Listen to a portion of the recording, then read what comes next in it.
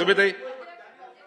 अध्यक्ष महोदय, माझा मंत्री महोदयांना स्पेसिफिक प्रश्न आहे की ह्या असे जे बिल्डर नायगावमध्ये 90% इमारती अशा आहेत ज्यांना ओसी न देता बिल्डर पळालेले आहेत, तर अशा बिल्डरना महानगरपालिका काळी यादी तयार करून त्या काळ्या यादीमध्ये टाकणार का आणि सगळ्या महानगरपालिकांमध्ये ती यादी वितरित करणार का? कारण काय होतं, वसई विरार महानगरपालिकेमध्ये काम केलं, तिकडे ओसी न घेतली पळाले, मुंबईमध्ये काम केलं, मग ठाण्यामध्ये काम केलं. अशा प्रकारे सगळीकडे हे बिल्डर लोकांना फसवतात, ओसी न घेतात. त्यामुळे ती काळी यादी करणार का आणि ती यादी सगळ्या महानगरपालिकेमध्ये वितरित करणार का आणि जोपर्यंत ते ओसी घेत नाहीत तोपर्यंत त्यांना परमिशन देणार का?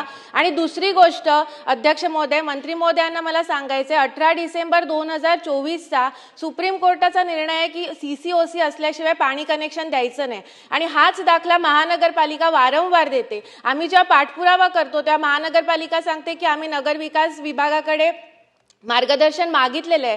गेले 6 महिने झाले आम्ही पाठपुरावा करतोय, अजूनही नगरविकासकडनं त्यांना मार्गदर्शन मिळालेलं नाहीये म्हणून ते कारवाई करू शकत नाहीये. पाण्या वाचून लोक तडफडतायत. तर माझी विनंती आहे मंत्री महोदयांना की जरी सीसीओसी नसली तरी ह्या गोष्टीचा, ह्या सगळ्या बिल्डरच्या चुकांमुळे लोकांना त्रास होतोय, तर त्याचा विचार वेगळा करून पाण्याचे कनेक्शन्स लोकांना देण्यात यावे. अध्यक्ष महोदय, ही माझी विनंती आहे. आणि या सगळ्या प्रकरणाची आमच्याकडे रेड्डी नावाचे उपसंचालक ईडीची धाड पडली आहे, करोडो रुपयांची त्यांच्या हे जप्त झालेलं आहे. तर अशा प्रकारे हा काळा व्यवहार इतके वर्ष महानगरपालिकेमध्ये सुरू होता, ह्या सगळ्याची एसआयटी चौकशी लावणार का? हा माझा स्पेसिफिक प्रश्न आहे.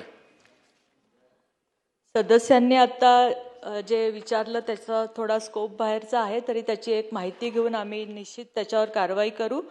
पाण्याच्या संदर्भामध्ये मी आधीच सांगितलंय की नागरिकांचं कुठल्याही पाण्यापासून वंचित ठेवलं जाणार नाही. पाण्याचे कनेक्शन देण्यासाठी आम्ही नक्कीच उपाययोजना करू आणि त्याचप्रमाणे विकसकावर पूर्णपणे त्याच्या इतर मालमत्तांवर बोजा लावून त्याच्या ज्या नवीन प्लॅन येतील ते आम्ही सँक्शन करणार नाही अध्यक्ष महोदय. आणि ह्याच्यामध्ये एमआरटीपी ऍक्ट अंतर्गत सर्व महापालिकेला पाठवायची.